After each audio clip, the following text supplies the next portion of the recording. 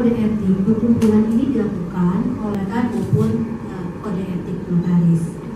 Pengawasan guna meningkatkan profesionalitas. Kalau kami lihat ya, semua segala macam itu hal-hal khilaf itu ada gitu kan. Hal-hal dalam pelaksanaan tugas itu yang namanya manusia kan pasti ada khilafnya.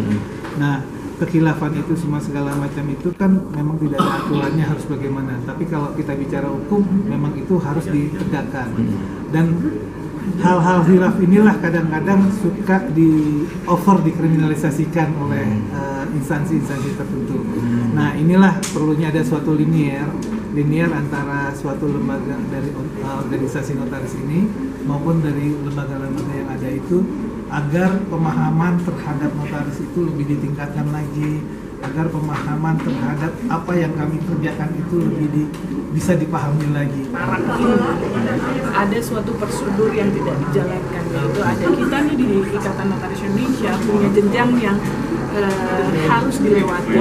Kita punya majelis pengawas, kita punya dewan kehormatan. Nah, inilah yang tidak dijalankan terlebih dahulu, di mana tidak ada pembelaan terhadap diri seorang notaris kepada yang berwenang. Nah, inilah yang langkahi, itu yang membuat agak sedikit kecewa ya saya melihat harusnya ada jenjang ini yang dijalankan terlebih dahulu. Kita bisa menolak, kalau memang atau mengejar ya, ini dokumennya nggak komplit atau ini seperti apa. Saya pribadi pernah berhadapan dengan satu lawyer yang memaksa dan sedikit mengancam. Dia maksa, tapi saya tegas-tegas, saya tidak mau membuatkan akta itu. Jadi balik lagi, kalau kita tidak yakin untuk membuat akta itu, kita tidak dalam tekanan siapapun, kita bisa menolak.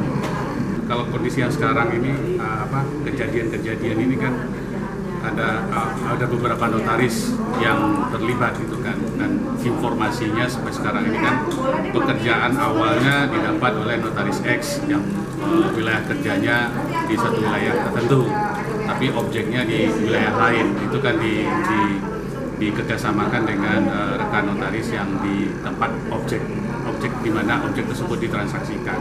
Nah, kalau dalam kondisi seperti ini memang secara pekerjaan kita di dunia notaris dan PPAT itu memang hal yang lumrah. Nah, dalam kondisi yang seperti inilah kita harusnya kita sebagai yang akan membuatkan akta itu harus super hati-hati dalam melaksanakan tugas dan jabatan kita untuk membuatkan akta otentik dalam suatu peralihan hak atas tanah.